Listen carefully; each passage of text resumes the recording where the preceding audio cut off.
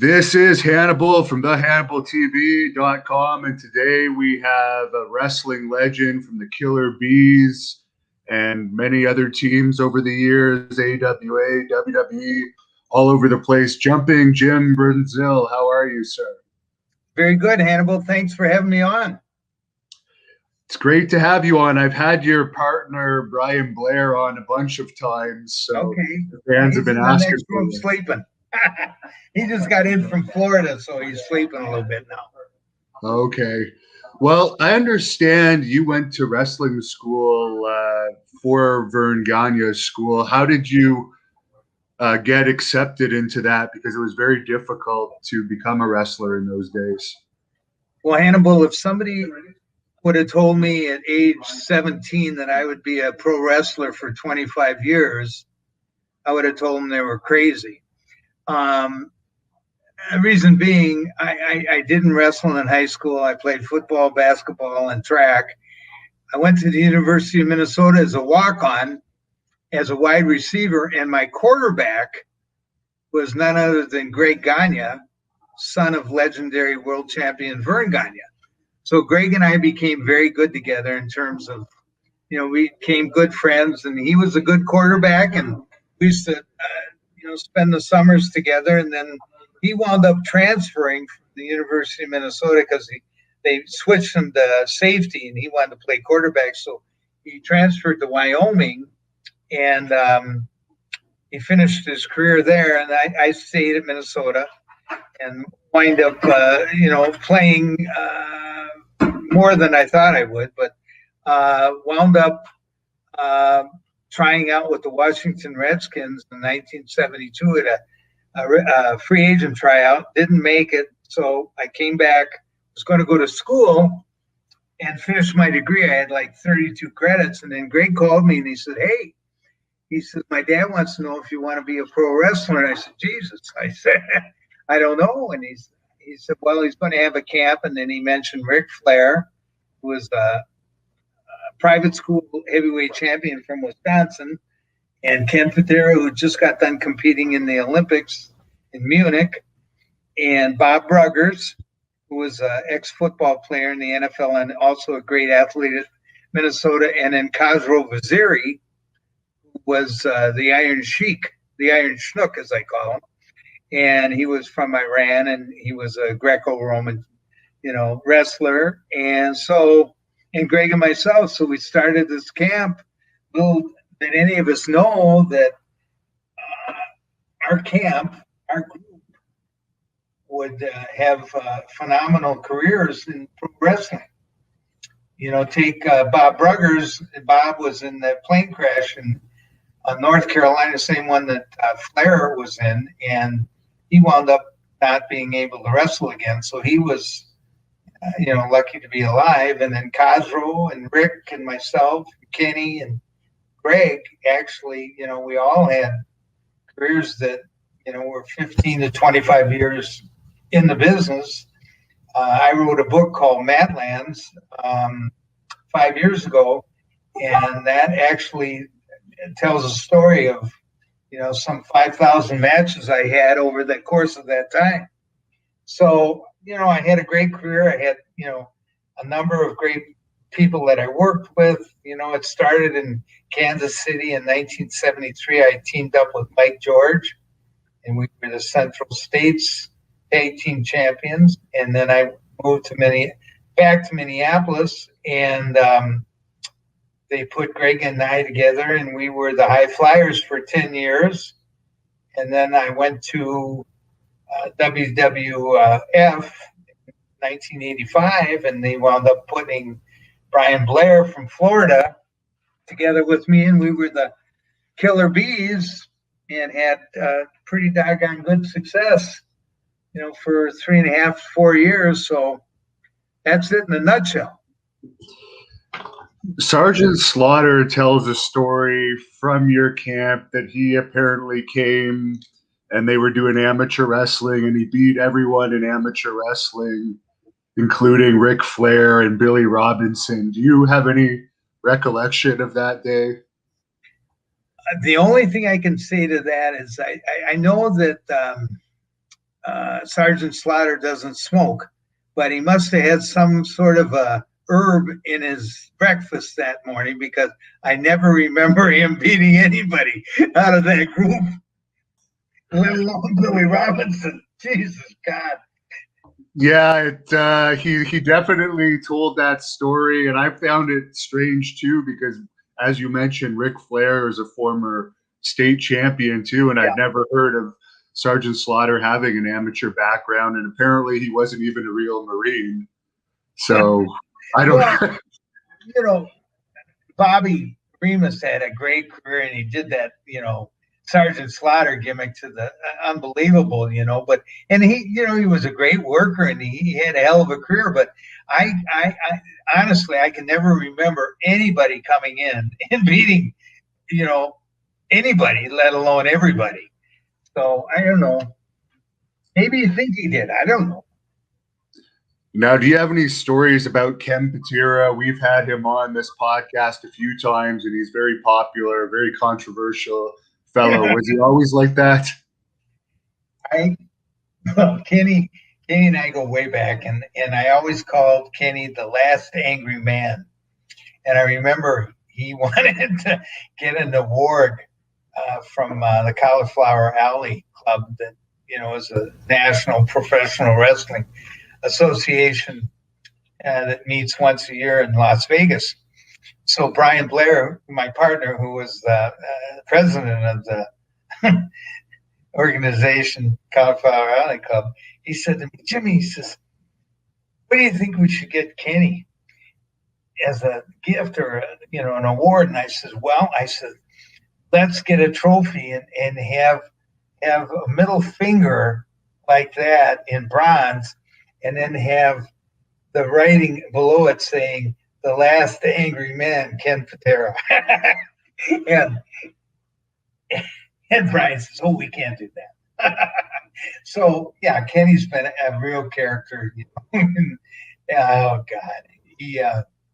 I remember we were in Richfield, Cleveland, and we had, can't remember what, it was on Thanksgiving, so it must have been one of the big pay-per-views. So he and I came in from a different town, and he and I split a room that night.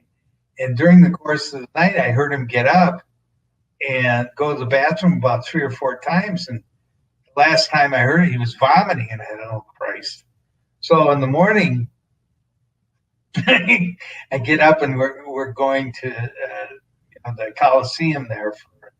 I can't remember the name of the goddamn whatever it was, but it was a pay-per-view. And I said to Kenny, I said, are you okay? And he said, oh, God, he said, I'm sick. I got the flu. So little did I know, I get to the arena, and we get dressed up, and I said, geez, Patera, sick. I think he's got the flu. And somebody said he had 12 white Russians at the bar. So that's why he was sick. He didn't tell me that, but that was why he was sick. But, Kenny's a good guy, and he's a character. He used to call my phone, and, Kenny likes to drink, and he would have these, he'd leave messages on my phone that were just, well, they were hilarious to me, but my wife didn't like them because he was, F this and F that. And then he wasn't too fond of too many ethnicities. So there was always that line that he'd crossed into being a racist. And it was just amazing. And then I told him, I said, Ken, you can't leave those messages on my phone because Mary listens to them. So then he had a snootful one night, and he called up and left a message to Mary saying, Mary, I'm sorry I left all those effing messages on the phone. So, yeah, Kenny's a character. I just saw him about a month ago.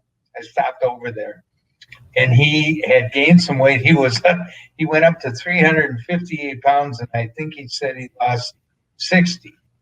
So he told me he quit drinking hard liquor. So I know it was 10 in the morning, and he was starting on Miller Lite and his second tin of Copenhagen, so I know he was on his way. Were you in the AWA when he had that incident at the McDonald's? Yes. What do you know Horrible. the inside scoop of what happened there? Well, Saito had been drinking, and they were hungry, so they went to McDonald's, and they tried to go through the drive-through, and they said that they were closed. And Kenny saw them dumping out hamburgers that were pre-made and probably there too long. So he goes out and, he picks up a 30-pound boulder, great big boulder, and throws it through the front glass window of McDonald's. So they go in the car and they go back to the motel, and of course the police come and kick down the door and spray them both with mace. And they had a heck of a. They were lucky they weren't shot. If it would have been current, they would have both been shot. But so, Kenny, wound up thinking that he could beat this thing, and he wound up doing 2 or 3 years in prison. And I think Saito got deported, but that's my recollection of what happened. And there's not too many people that can throw a 33-pound boulder pick it up over their head and throw it through a. Right, because he claims it was a disgruntled employee. Now, for Ric Flair, when you knew him back in those days, was he always the partier? Oh, God. Always. He was, I got to tell you, he went out for the University of Minnesota football team, and he was there for 1 or 2 practices, and then they said to him, they said, you can't be on the freshman football team. He said, why? And they said, you're not enrolled in school. So he was trying to play football without even being enrolled in school. And he had gone to that private school in Wisconsin where he met all these rich people from Chicago. He knew the owners of the Blackhawks and a couple other people. He was a real character, and I'll never forget some of the tales that I know of Rick, and you can't really repeat them, but he was a character, and he was a big whale when he went into this wrestling business, because the rest of us were minnows, and he was a whale because this business was made exactly for him, and he took advantage of it, and threw everything, into the wind, and he sacrificed everything, his whole life, for this business. And consequently, he lost. He lost his family and 2 families, and now he's I think he's married again. I think he's on his 5th wife, actually. So 4. Yeah. So, he hasn't changed a bit. And, he's 70. He's a little older than me. So I think he's 72. And you got to hand it to him for still being in this doggone business, Hannibal, because he still has manipulated himself. And so he's still involved. And, the storyline's horrible.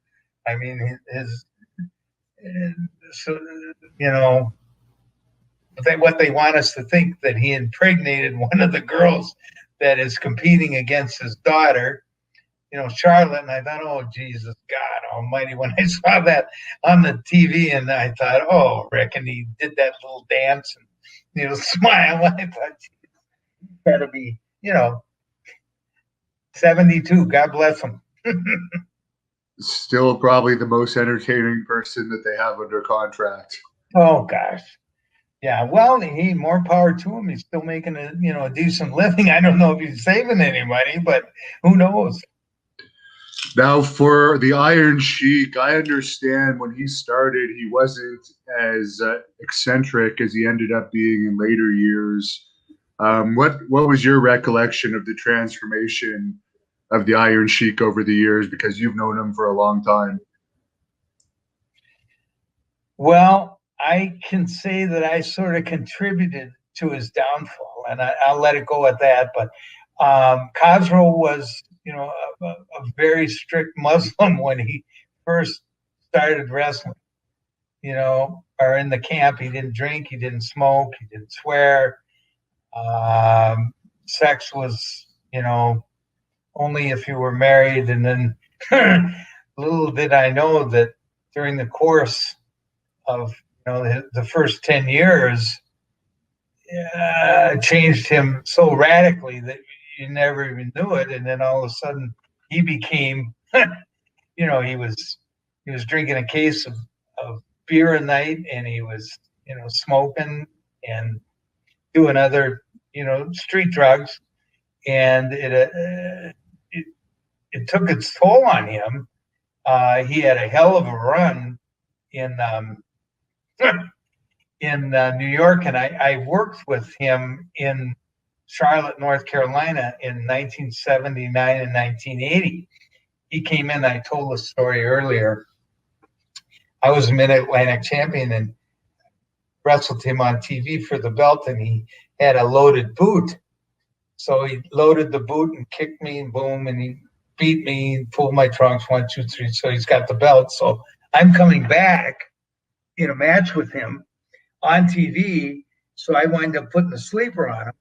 He goes down. I take off the boot. I go over to the announcer's table, and I'm trying to think of the guy's name who was the announcer like Gene Okerlund. And I told him, I said, hey, I've got his boot. I'm going to win back the Mid-Atlantic title. So they booked a match between Khosrow and I in Roanoke, Virginia. So the deal was, I'm going to wrestle Kaz for the belt, and I'm going to wear his loaded boot. So we go in, and Sandy Scott, who was the brother of George Scott, who was the booker. George Scott was a booker in Charlotte at the time. So Sandy Scott comes up to me and he said, did George tell you the finish? And I said, no. I said, what is it? And he says, well, he wants you to go an hour through with Khosrow. I said, what? He says, yeah. He said, full of people. I says, you got to be kidding me. I says, what does that do for a baby face if I've got his gimmick boot and I can't beat him in 60 minutes? Where does that put me in line for the Mid-Atlantic Heavyweight Championship? So we wound up having a match, and finally, after about 10 minutes, he says, Jim, you lead the match. So we had the match, and then, of course, people were pissed off that I couldn't beat him in an hour. And so we had a double shot that night, and we had the same match in Charlotte. And so we did 2-hour draws in one day. And about 2 or 3 weeks later, we were in some town, and I can't remember. It was just a spot show. And George said, yeah, we want you and Khosrow to do an hour draw again. And I said, oh my God. So we go through this match, and we're having, it's a spot show, and people, it could have been 10 minutes, could have been 20 minutes, but I'm sure the people didn't want to watch this match for an hour, and neither did I. So during the match, Khosrow said, oh, Jim, I hurt my back. My back's hurt. So he wound up going outside, and they counted him out. So the next day, I get a call from George Scott, and he says, I want you to come into the office. I want to talk to you. So I go into the office, and he says to me, you were supposed to go an hour last night. And it was Franklin, North Carolina.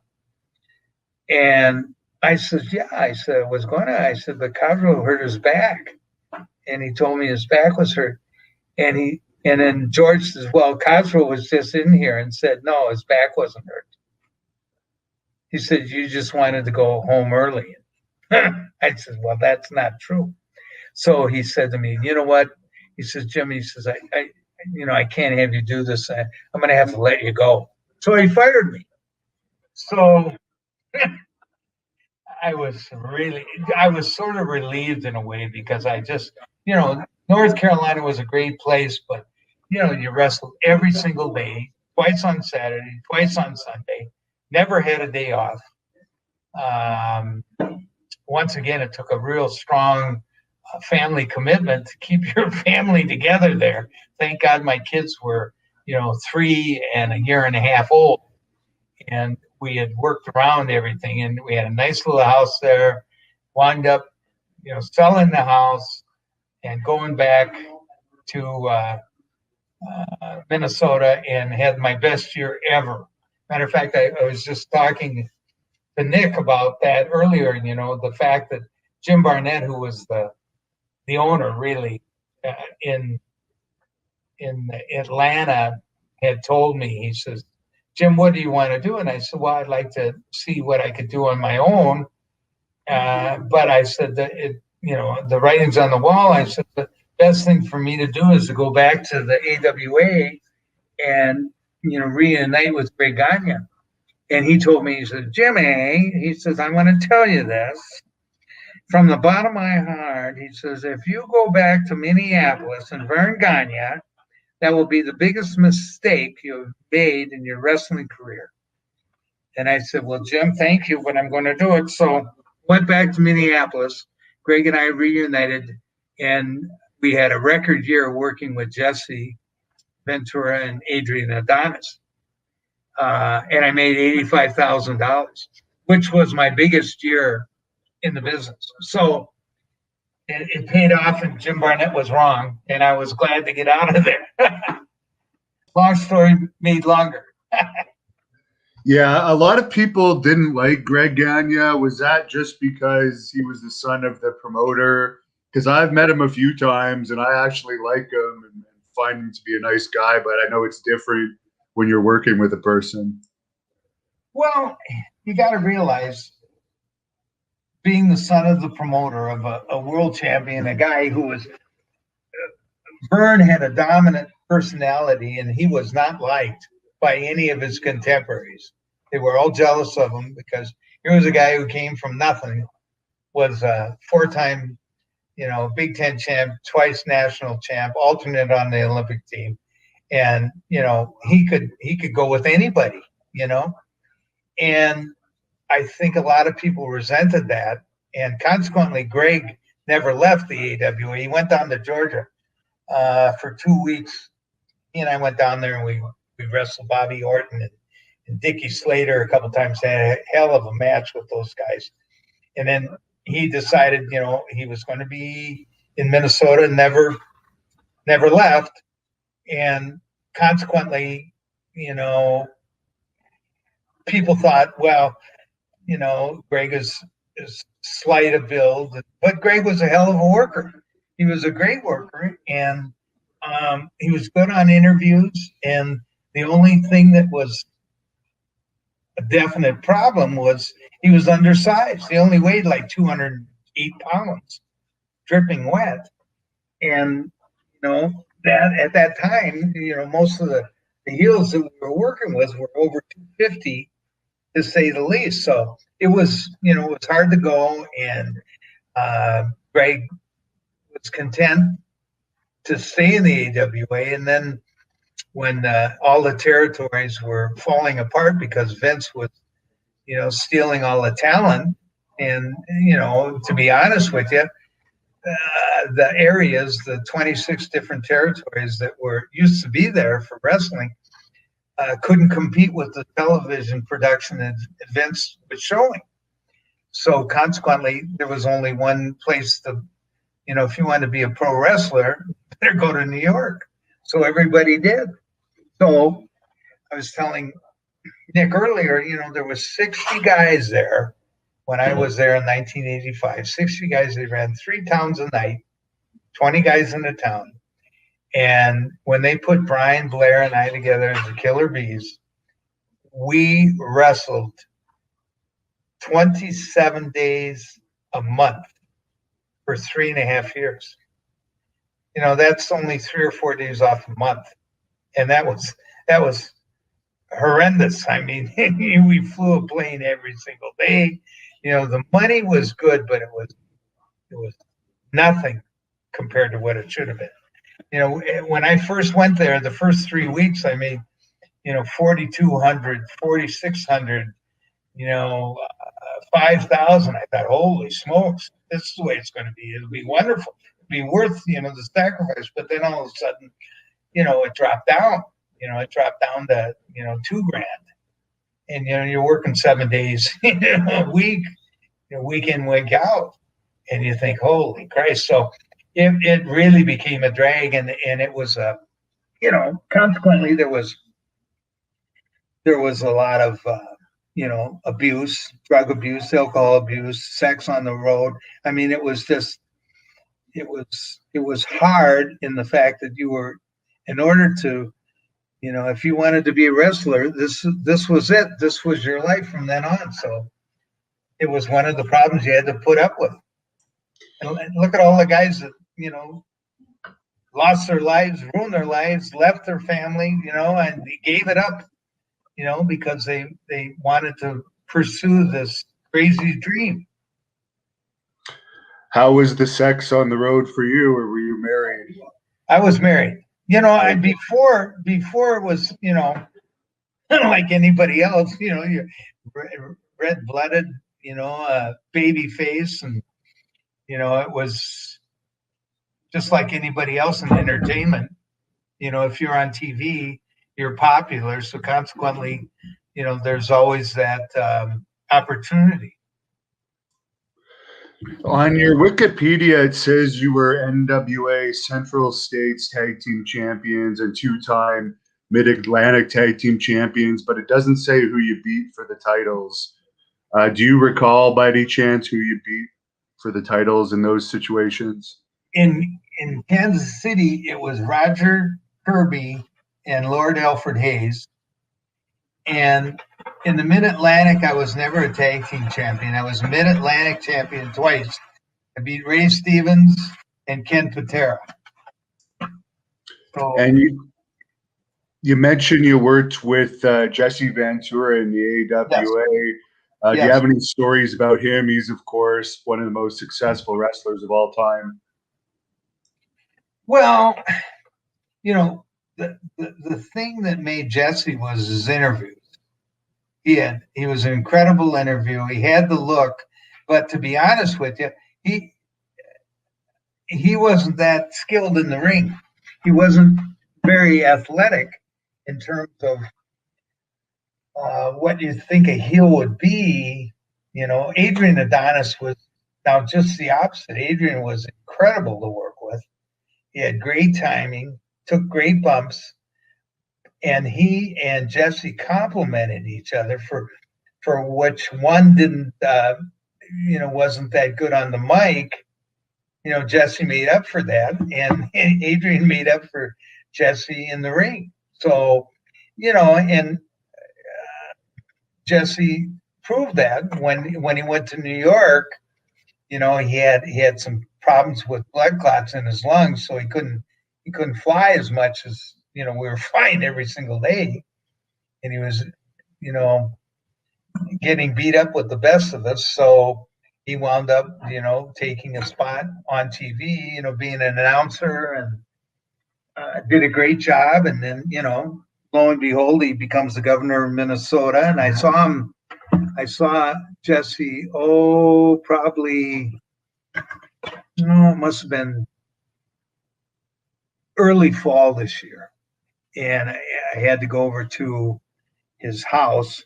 Got a beautiful estate over in by Delwood, Minnesota, real nice house, and saw him and his wife and talked to him. And, you know, he told me that he was still working for Russian TV. And that was it. He has a home in Mexico that he spends his winter in. So, you know, he wound up doing very well and, you know, made a lot of money and saved his money. So more power to him. You feuded with the Hart Foundation when you were in WWE with the Killer Bees. Any memories Yes. of that and the thoughts on the success that Bret Hart ended up having? Well, Bret was always, you know, he was a natural, and you know, I loved working with him. Matter of fact, I had a match with him in two matches. One in the Philadelphia Spectrum, it was a 20 or 30-minute draw, and I also had one with him in the Madison Square Garden that were exceptional. And him and Neidhart were a good team, although Jimmy was so hard to work with because he was a little clumsy in the ring. And it was just harder to work with him because he had his own idea of what he wanted to do in the ring, and it might not coincide with what you thought would make a good match. In other words, he wanted to, you know, get a lot of heat on you, not give you a comeback, and then beat you. So, needless to say, that doesn't work out very well for a good returning match. No, not at all. And of course, you also feuded with Dory Funk when he was Haas Funk and Jimmy Jack Funk. What was it like working with a guy like Dory Funk? Dory Funk was incredible. I mean, I worked with Dory and I worked with Terry. Dory Funk was exceptional. He reminded me so much of Nick Bockwinkel because they came from the same sort of era of, you know, wrestling heels and just incredible timing in the ring. And I remember, I think it was in the late 80s, we did a pay-per-view down in Atlanta, and I was in a 6-man tag, and it was Wahoo, me, and I want to say Morocco against Dick Murdoch, and I can't remember who the other guys were. But in the later match, they had Dory Funk against Nick Bockwinkel, and they did a 30-minute draw, and they stole the show. These guys were so incredible. I mean, everything they did, I mean, was just, the timing was flawless, and you know, everything told the story. And I told Nick afterwards, I said, Nick, you know, and Nick was like, shit, Nick was 50 some years old then. And I said, and Dory was, you know, close behind. And I thought, God, you guys just stole the show. They were great. And what led to, or actually, before I get into that, I got to bring up, were you there for that Haku fight with Jimmy Jack Funk by any chance? I was in the town, but I wasn't at the bar. But I knew what happened. What happened? Did he actually get his eye ripped out? Because you always hear the story that Haku pulled his eye out. He displaced his eye. It didn't come all the way out. What had happened was they were at the bar together and they were drinking, and they got in an argument about some ladies there.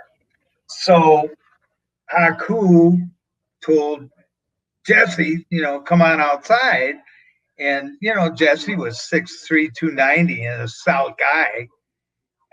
You know, so what happened was he wound up going outside, and the next thing you know, Haku picked him up, slammed him in between two cars on a curb, and then came down with his thumb into his eye socket and displaced his eye a little bit. And Jesse went into shock, and that was it.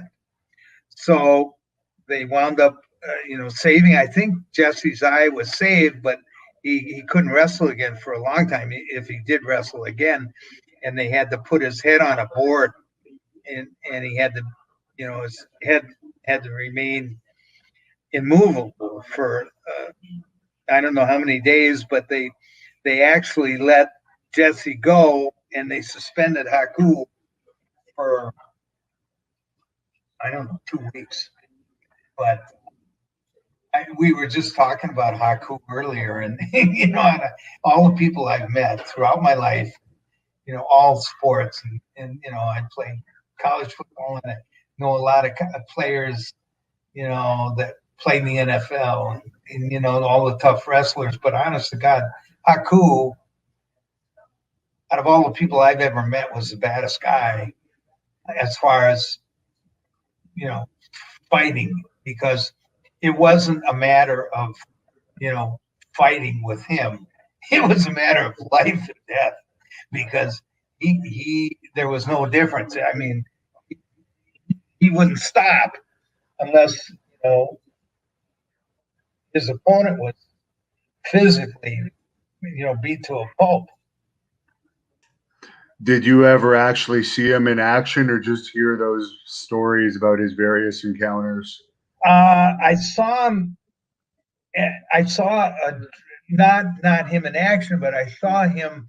We were at a bar that was Haku was, and this was in Cleveland, and Haku, Brian, and I, and we were at the bar, and it was a football player who was a wide receiver. I'm trying to think of his name now, but he had a bar.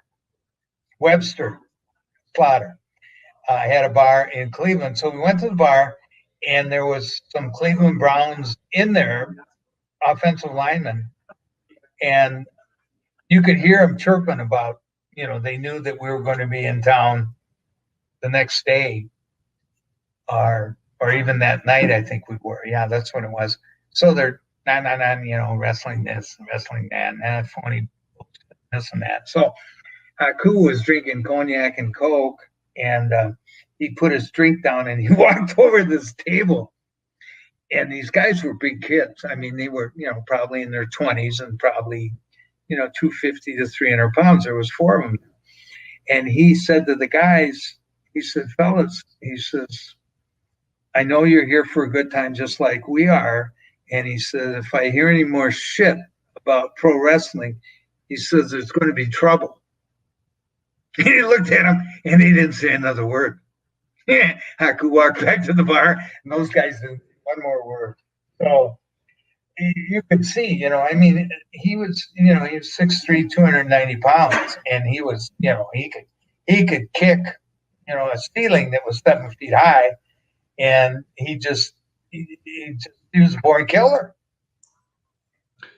Now, you were in WrestleMania 3 against Volkov and the Iron Sheik. Any memories of that? A lot of people think of it as the greatest wrestling event of all time.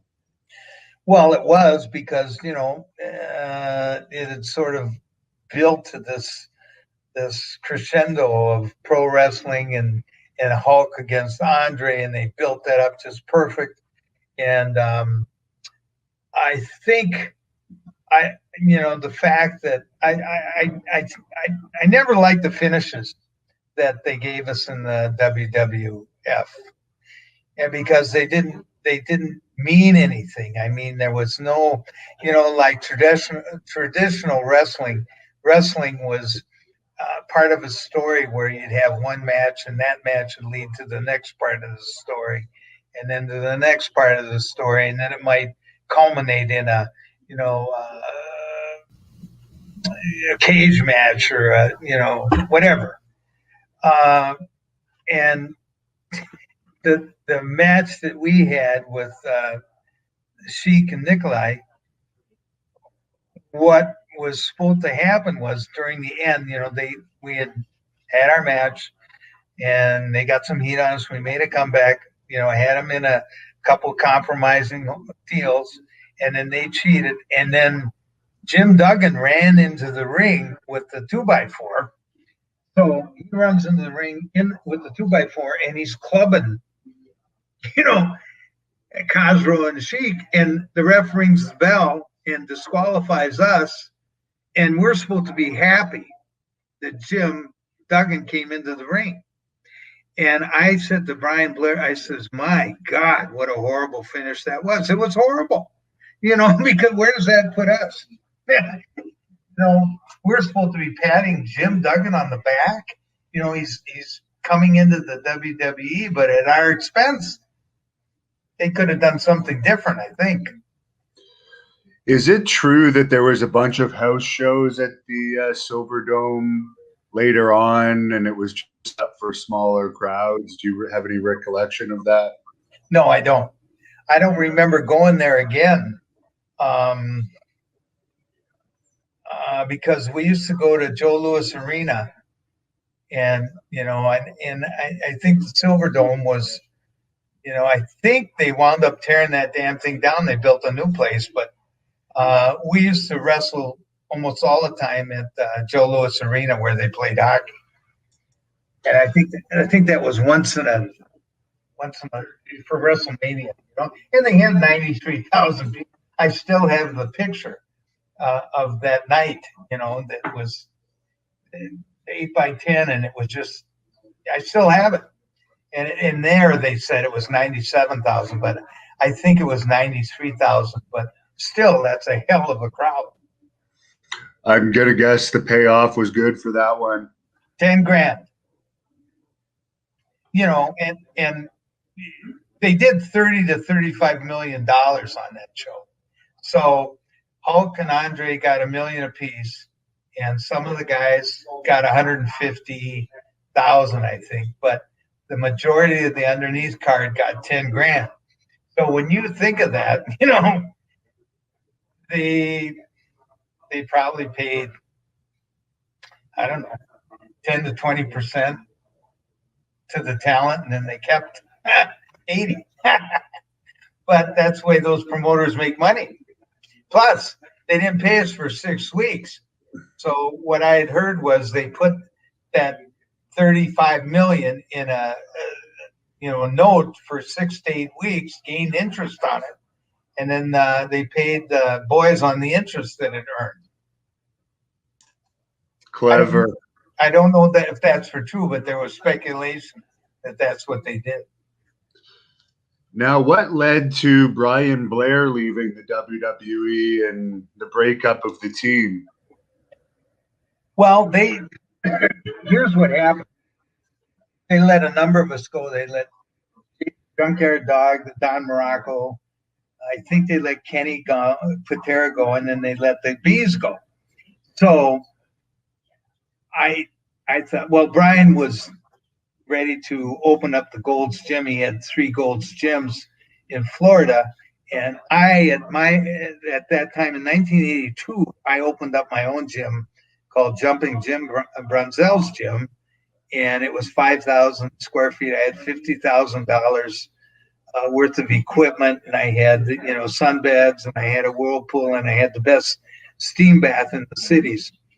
And I needed to still work. So when they let us go, Owen Hart, I remember, got hurt. So they called me and they said, can you work for him? And I said, sure. So I wound up working 2 or 3 years, just filling in. And then during the same time, they also had me do jobs on TV, which hurt me immensely.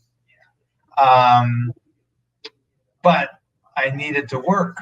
So, Brian went on and was very successful with the gyms. And then I finally realized, after Vince had fired me 3 times and hired me twice, back. And then the 3rd time, that was it. So I left there and I just said, hey, that's it. I wrestled independence for a couple of years, and I had on my 50th birthday in August, I wrestled Jim Neidhart in Albert Lee, Minnesota. And during the course of that match, I just didn't feel like I could do what I used to do in the ring. So I said, that's it. So on my 50th birthday, I just said, I can't do it anymore. I never did. Never went in the ring again. Had many opportunities to still, do independence, but I just couldn't do it anymore because my body was failing. And consequently, I've had 9 surgeries. I've had 6 surgeries on my knees. I've had both my knees replaced twice. I've had 2 shoulders surgeries on my left shoulder. I had my shoulder replaced. I had my hip replaced, and now I'm looking at having my right shoulder replaced sometime this summer. So, you know, I figured I had around 5,000 matches in 25 years. So, you know yourself, after so many years in the ring, you replace that cartilage with scar tissue, and then it calcifies, and you're in for a painful painful road ahead. So consequently, that's what's happened. And all the guys I know that have been, were in the business 15, 25 years, they've all had replacements. Now, I think the only pay-per-view they may have put you on during your singles run was Survivor Series 1988. Any memories of that? God, I can't even remember which one that was. I remember in 1988, I think it was Sid Vicious. They were going to have a WrestleMania, and Sid Vicious was against Hulk, and it was in Indianapolis. I think that is where it was. So they had told me, we want you to come there just in case somebody gets hurt, somebody's sick, or somebody doesn't show. So I said, sure. So I went there, and I remember I was in the back room and everybody was there. And I can't remember. I think it was one of the TV people came up to me and said, Jim, you mind putting on your tights and bouncing around the ring so we can get our lighting down? And I looked at him and says, fuck you. He said, I'm not doing that. And I didn't. So I think that was the last time that although I did work, like I said, I did some jobs on TV. I had a hell of a match with Randy Savage, which is still on YouTube, which was a heck of a match. Matter of fact, he came off the rope and I hit him with a drop kick right in the mouth. And God, I bloodied his mouth. And I thought, oh boy, here we go. But he handled it, and he had Scary Sherry with him then. And actually, it was a pretty good match. It was a real good match. As a matter of fact, when the match was over, none other than Vince McMahon, as we came through the curtain, he says, that's the best TV match I've ever seen. And I know he was just blowing smoke, but sort of made me feel good after all that bullshit he put us through. How did you find Randy Savage in the back? There's a lot of stories over the years that he was a little paranoid with Elizabeth and so forth, but it sounds like you had a pretty good relationship with him. Well, I think Randy wanted to have a family. He saw my kids, and he was influenced by his dad, and his dad, came from that old school of wrestlers where you can't trust anybody, and you only can buy something that you can afford. So you never use a credit card. You buy with cash. Consequently, that's what Randy did, and I know he was overprotective of Elizabeth, and he was so thrifty. I mean, I remember somebody told me that he bought 2 cars, paid cash, and he had this little Cadillac that it was a 2-door, and it was a hardtop, and I'm trying to think of the name of it. But he bought a couple of those, he paid cash, and then he bought a condo down in Florida, he paid cash. And that's just what his dad instilled in him. But he was a hell of a worker, and he was so light in the ring. It was hard to realize, the difference between him and Jim Neidhart was like the difference between heaven and hell. That's a hell of a compromise. I know you probably never wrestled the Ultimate Warrior since you were usually a baby face, but did you have much interaction with him behind the scenes? Well, Jimmy was a good kid. He was a certified chiropractor. And I found that out. And, like all of the guys on the road, you get bumps here and there, and you wanted to get adjustments. So wound up adjusting me a couple of times, and when he cracked my neck, I could feel all the way in my toenails. I mean, boom, and I felt bad for him because Vince was enthralled with his body. God, he just loved his body, but Jim could not work a lick. He couldn't work a lick. If he couldn't hit those ropes, there'd be nothing to the Ultimate Warrior. And consequently, I remember we worked at, it was South Dakota. I think it was Rapid City. So we have a match, and he's wrestling Andre. And the match lasts a minute and 20 seconds. And he winds up hitting Andre with 3 clotheslines coming off the rope and beating him in the middle. 1, 2, 3. And they didn't run Rapid City again because they killed the town. And that, I'll never forget the very first time I saw Jim Helwig. It was in California. We were wrestling there, and I walked in and I saw this guy in a tank top, and I looked at him and I thought, Christ, I mean, his lats stuck out like huge steaks. I mean, they were like that on the side of, and I looked at him and I said, who was that guy? So that was my first introduction. This guy is Jim Helwig, and lo and behold, little did I know, sooner or later, the next thing I know, he's working, and Vince tried to make another Hulk out of him, and there was just no way. And he was stiff, and he wasn't athletic, and he had an incredible body, but all he could do was shake those ropes. Well, he made a lot of money, so I guess it worked for him. But you went to UWF after WWF, which Brian Blair, I think, was the booker of, and the controversial Herb Abrams ran it. Do you have any memories of that fiasco? That was a fiasco. It was just, Herb, he was nuts. I liked him. He was a good guy. He was good to us, but he had no idea of what it took to, try to. I remember he booked MGM Stadium, or inside the auditorium, for matches that we had, and half the crowd was, it was a decent crowd, but they cordoned off half of it. But he just did things that were so outlandish, and then he tried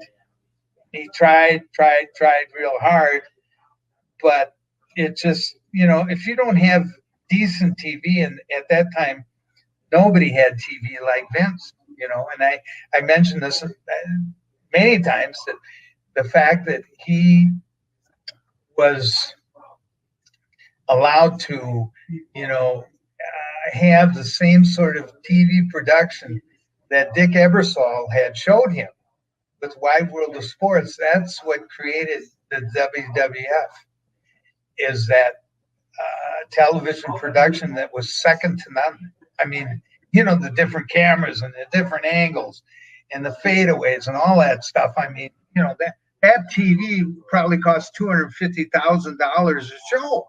Whereas, your normal TV that they did in studios was probably $5,000.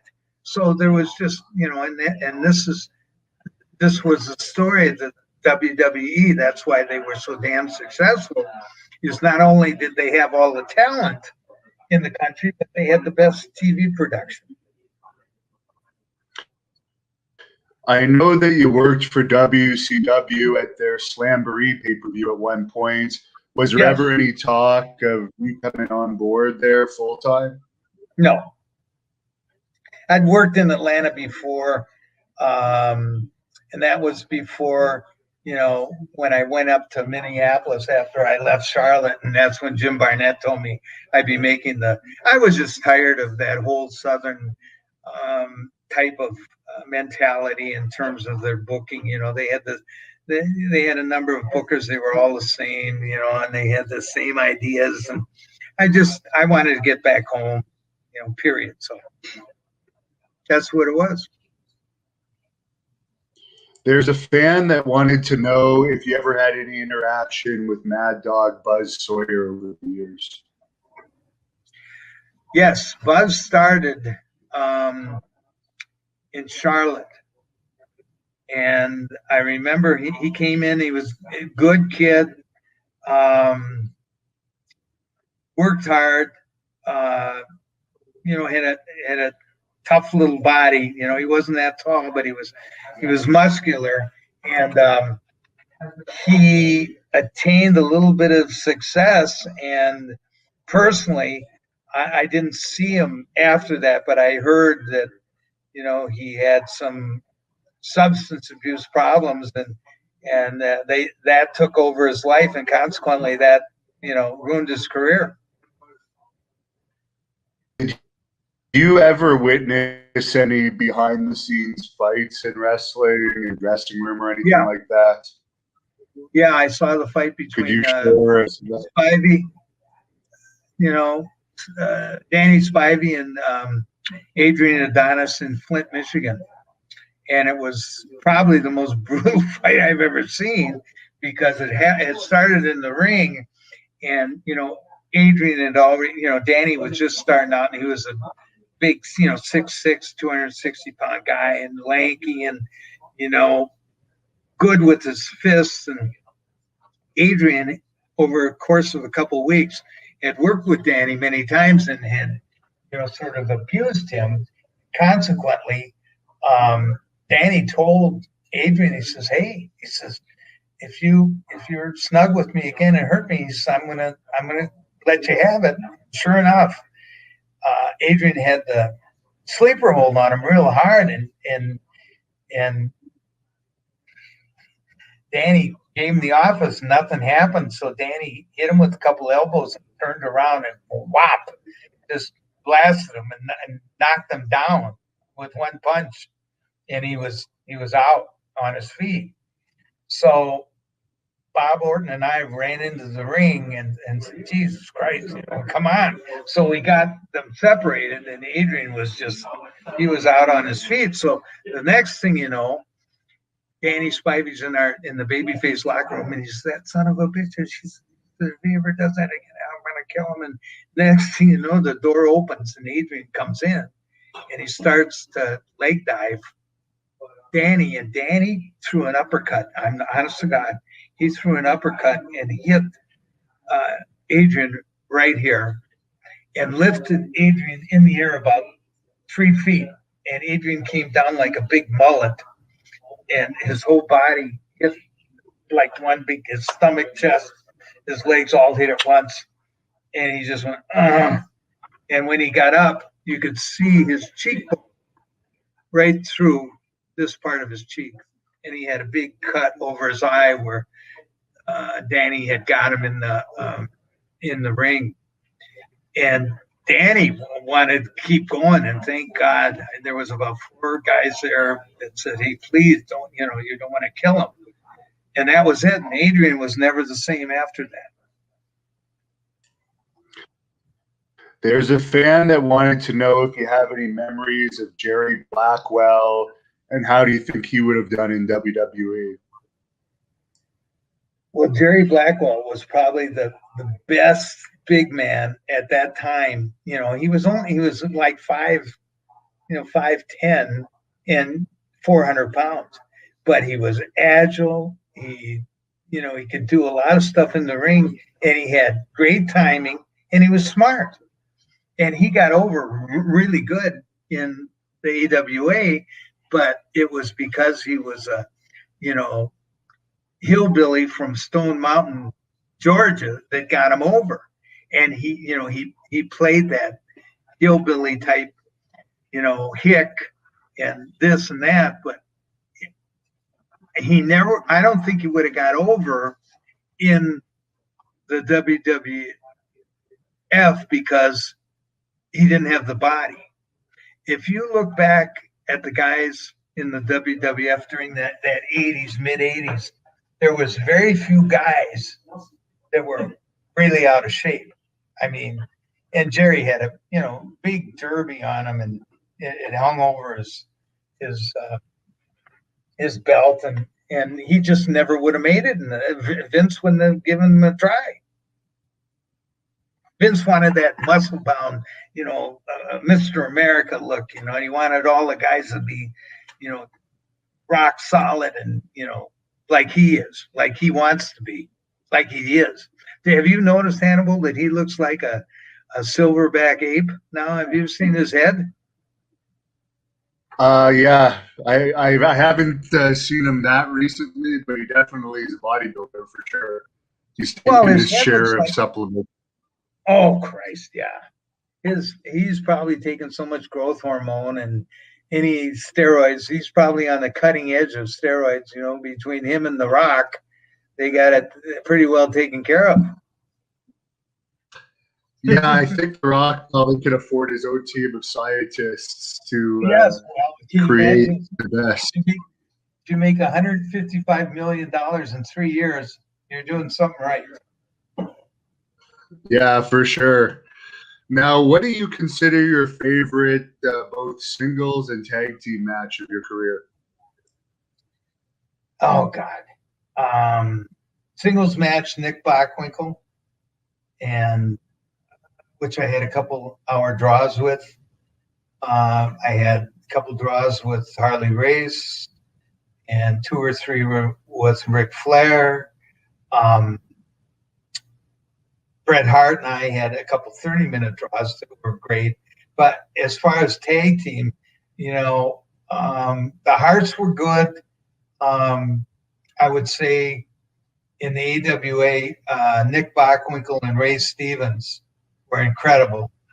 So were Pat Patterson and Ray Stevens.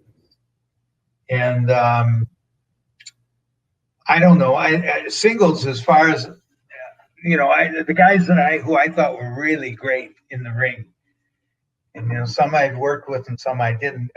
Jake Roberts was incredible. Bob Orton Jr. was incredible. Rick Steamboat was incredible. Nick, who's not incredible, Hannibal? You're not incredible. Once again, you've taken a client of mine's time and you've stretched it out and taken. Where did you come from? Don't worry about where did you come. What were you doing under his table? What were you doing under the table? How long were you under there? I'm going to be Hannibal, and I'm going to be in Canada as soon as they open up the borders, and you're going to wish that I wasn't. You're going to wish we were in the pandemic part 2, because I'm done with you, Hannibal. Okay? That would be a big mistake. You better hope I'm not back in Canada if you cross the border. You're going to see me one of these days, and you're going to pay for this. Yeah, we'll see about that. Thank you for watching the Hannibal TV.